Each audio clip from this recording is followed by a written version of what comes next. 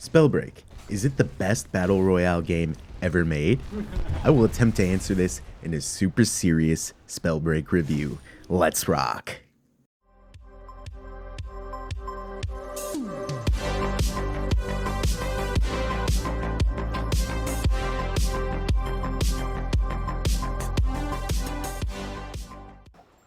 Premise. Spellbreak is a 3, 2, or 1-person battle royale game.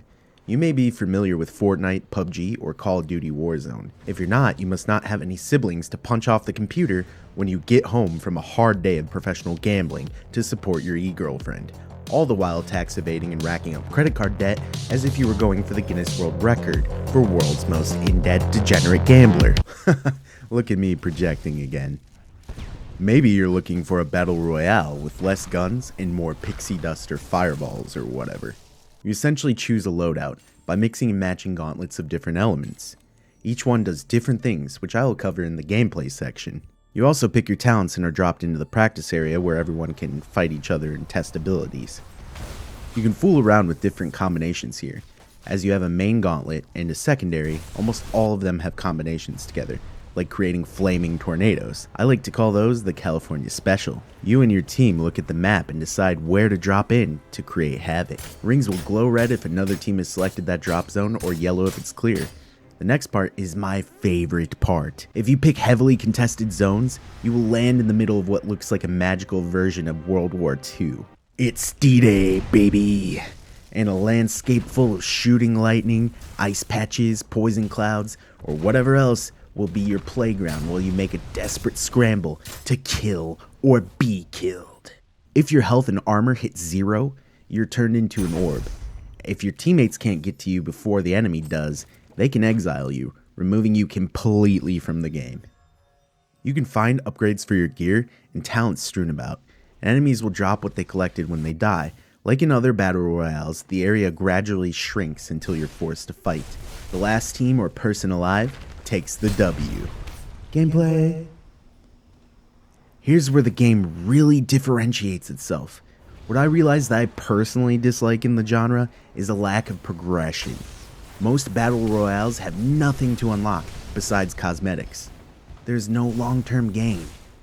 This game has that, and you get it by leveling up any of the 6 gauntlets to level 3 for the first one, and eventually another unlocks at 6. You can mix and match the talents, such as Vital Stone, which gives you a little bit of stall time when you die, by making you immune and revive with a little HP. Usually you won't save your own butt with this talent, as experienced players will just lay down hazards such as fire at your feet and you'll die anyway, but there are others to choose too.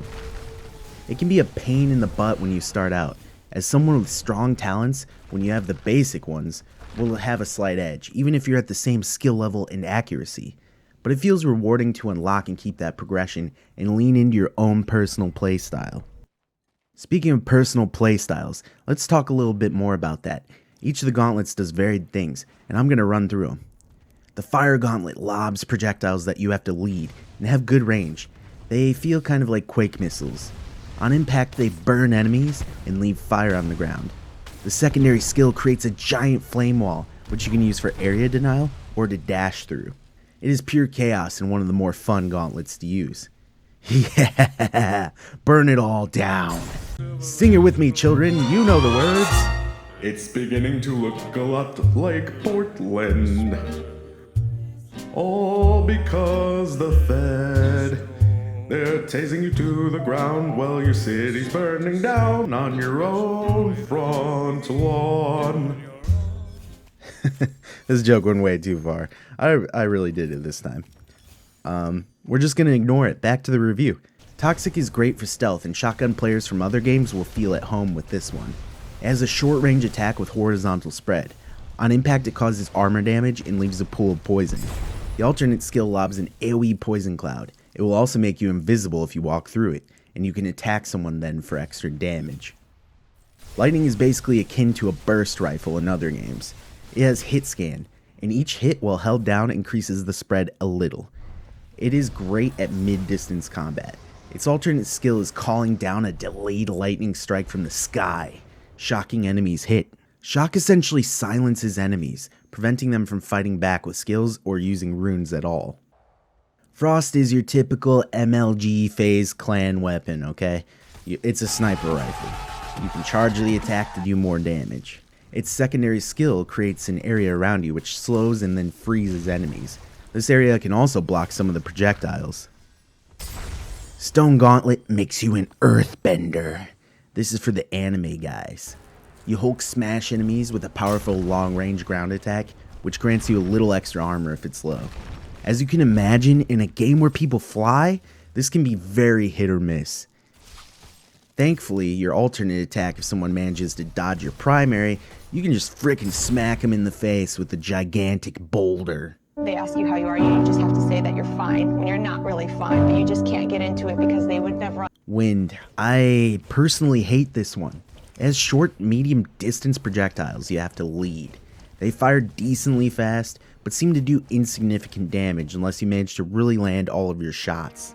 It seems mostly useful for its secondary, which creates a giant tornado. The tornado pulls enemies alive and dead near it and towards its center, light it on fire or add poison or lightning to really tear someone up and deny an entire area. The combinations for attacks are quite varied, but it's a literal blast to mess with all of them and pull combos off with your teammates. As you win more matches, you level up and gain gold. You can use that to unlock cosmetics. They seem decently generous with it. I was able to get the costume I wanted for free. I'd love to see them add a few more costumes and cosmetic items to just vary it up a little bit. I would love to see them add other elements or combos in the future. I've heard some talk that they may be planning that. Runes are another gameplay modifier in matches. They're scattered around the map and in boxes. My favorite is the flight rune. It allows you to zoom around very fast in the sky. There's also an invisibility rune, which pairs very well with the Toxic Gauntlet. Wolf's Blood is a rune which allows you to see enemies nearby through walls and terrain, similar to infrared in other games. Teleport allows you to instant transmission like Goku across the field of battle. Featherfall is good for flying extremely high above enemies, as it not only launches you vertically, but it slows your descent, so you can use your mana pool to stay in air for long periods of time. The other runes I would suggest against even taking. They can be situationally useful, I suppose, but regardless, compared to others, they're pretty lackluster. Dash gives you a short-range dash with a medium-length cooldown. The dash is short, very short, so I could see only using this if you're a pro at doing flick shots. It can help you get behind somebody if they're very close, so it is situationally useful there. Spring Step is the worst, and saying it can be situationally useful is generous. It launches you about a foot in the air and 3 feet forward. Yeah, great. In a game with teleportation and high-speed flight, you have the option to take a basic jump. It sucks harder than a Wind Gauntlet Tornado, easily F tier. I will argue with anyone in the comments about this. I am adamant. All in all, I love how this game handles combat. Most weapons not being reliant upon hit scan makes it more skill heavy, because you have to lead your attacks. This also means if you rubber band from a slow connection, your shot will still go where you wanted it to. I played on Switch and PC. Both had good performance and servers were stable, but there were a few odd glitches I will mention in the bugs section. Overall, Spellbreak gameplay is great. Audio. Harry Potter-esque battle music is how I'd sum it up. Building, symphonic, mysterious. I loved it. It embodies the kind of fantasy you would expect to live in if you were born into this game world. Very cool. I would say they need some more tracks, however. Ultimately, if you take the game seriously, chances are you will play with the music off anyway to better hear your enemies, but it's nice they put forth the effort to make some good tracks. Difficulty. Very hard to judge a battle royale by its difficulty. It just really depends on your skill level. This one can be pretty unforgiving if you start out and don't take time to learn what weapons can be countered by certain skills or what combos there are.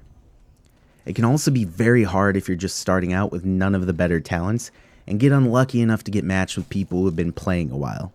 Like any online multiplayer game, difficulty can also depend on how many botters and hackers there are. In this game I only came across a few of those. Thankfully, the game does give you the option to report the person that kills you easily, so if you see something suspicious, it just takes one click. The learning curve can be steeper than some of the competition, but once you get it down, the difficulty feels mostly balanced. Bugs. The best bug I've seen by far is that occasionally when you charge an Ice Lance attack, the bow will become gigantic. It seems to be random how large it can be, but it's hilarious when it happens. The worst bug I encountered was one where I couldn't pick anything up. You can imagine how disadvantaged I was then. If you die and are brought back, it seems to fix this glitch. I think it was also one of the more common ones, unfortunately, as it happened to me twice in my 30-hour or so playtime and once to my friend. Another glitch, which seemed to only happen on the PC version, was after multiple matches I was considered readied up, and I could not unready to switch my loadouts. It didn't take more than a minute or so each time, but it happened often enough to become annoying. Overall, it's a little bit buggy, but playable. Value. It's free. It has a progression system. If you like these types of games, you have nothing to lose by checking it out. I feel the value is about as high as it can get, since nothing beats free in my book. Summary. If you like magic and fantasy and wish there was a battle royale game that catered to that, Spellbreak's a no-brainer. If you want a free game to play with a small group of friends, it can fill that role. Games like this personally annoy me usually, but I happen to like this one after playing it a little bit. It's a slightly flawed experience, but is unique enough and fun enough to still be enjoyed. I think Proletariat Inc. is a developer to watch in the future. Not because the game is perfect, it isn't, but because they were able to think outside of the box for Spellbreak, and it shows. This sort of creativity should be encouraged in such a limited genre of game. I do think this may be the best battle royale I've ever played, and I'm no fan of the genre. If you disagree, let me know in the comments. Let's talk about it. Despite its few glitches, it never ceased to be fun to fly to an insane height above a castle and snipe someone from across the battlefield. I give Spellbreak 8 explosions out of 10. Thanks for checking out the Spellbreak review. What do you think of the game if you've tried it? Let me know in the comments, and if you enjoyed the video, don't forget to subscribe for more content. Rock on, gamers. See you next time.